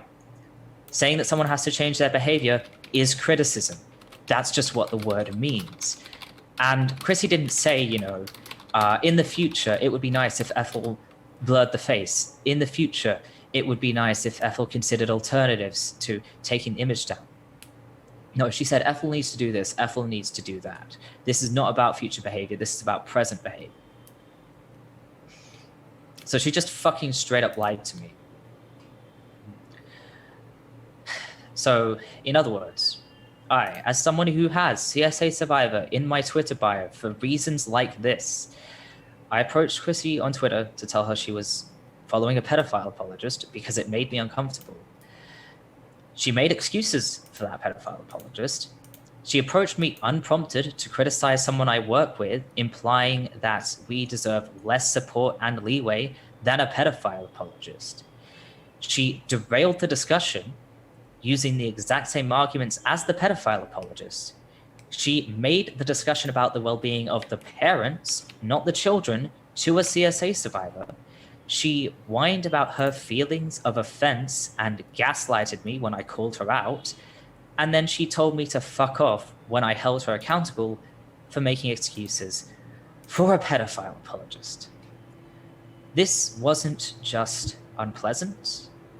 It was traumatizing. I was physically in shock. I can't remember if it was just for the rest of the day or for the next few days as well. I was physically in shock for this. It was traumatizing. And for several days, I was just thinking, this is someone I thought could be trusted. This is someone who I thought did the right thing. She made a big show. She said, I'm someone who always does what I think is right. And if you don't like that, and it really did strike me, because I know people don't take these things seriously. And I know a lot of people would rather make excuses than do the right thing. That didn't surprise me. But I thought that at least some people on the left were better than that. And I found out that there are some people who are better than that, but there are a lot of people who I thought I could trust who are not. And worse, when they do these horrible things, they will get away with it, and the situation will be talked about as if it's the CSA survivors who are the violent ones, who are out of line. Like, this whole time, I felt like I was so out of line every time I called someone out. It is a really difficult, stressful, traumatizing situation. It just, for all this hand-wringing over the possibility of causing harm, that's what this whole thing is about. We can't even let one child be possibly hurt in the future. These people are perfectly happy to inflict massive amounts of completely unnecessary harm when it comes to their delicate little feelings. Even if Chrissy had responded with the exact same apologetics, the exact same double standards, the exact same gaslighting, she would have cut the amount of harm done to me in half if, instead of telling me to fuck off, she had simply blocked me. There was no need to tell me to fuck off. If she wanted me to stop calling her out, the easiest solution to that would have been blocking me. Because you know what? When I saw those horrible messages, the first thing I did was I sent a response and then I blocked her. If she actually wanted me to leave her alone, she should have blocked me. That is what the block button is there for. But she did not do that. Why? Because she didn't want me to stop criticizing her. She wanted to lash out at me. She could give, not cursed, leeway for being triggered and upset. But when a young CSA survivor who was very obviously triggered and upset inflicted even a fraction of that level of hurt onto her in self-defense, that necessitated a violent response. These people do not care about harm. I've observed throughout this whole situation, from the initial discussion in the essence of community Discord to the present day, that there is very little consideration for the support, very little consideration and support for the well-being of abused children, and after that, CSA survivors. And there's a lot of concern about how, I'm concerned about this community I like. I'm concerned about this thing that I do that people might think is bad because of this. There are a lot of people complaining about how trans women are going to be negatively impacted like this. And I sympathize, really, I do. But they were putting that before the children who are at risk, including trans women, children, including other trans girls, and just all this selfishness. I do just need to clarify, because I'm criticizing people for being selfish and making this about themselves, and I did talk about my own experiences and how much this has hurt me. I do want to draw a very careful distinction between making the situation itself the situation of Sophie LaBelle sexually abusing children about themselves and talking about how you were impacted by the violent behavior of others in response to that situation. Mm-hmm. The violent and completely unnecessary backlash against people who are just trying to manage the situation in the best way possible. There's a reason there is a difference there. Yeah, there's a reason we started with the grooming and the survivors of CSA at the start and the impact this art has, and we've now led into the discourse and the fallout since. So that's why there's two distinct sections to this. So. And also, before someone jumps in, like, oh, I was just talking about how your actions against me have harmed me. Yeah, fuck off. The only reason why we did anything to you in the first place is because you came after us. If you don't want bad things to happen to you, don't go after people. Saying you're following a pedophile apologist is not going after people. Saying you need to take down this important resource because I'm going to make up bullshit, that is going after people. Deal with it.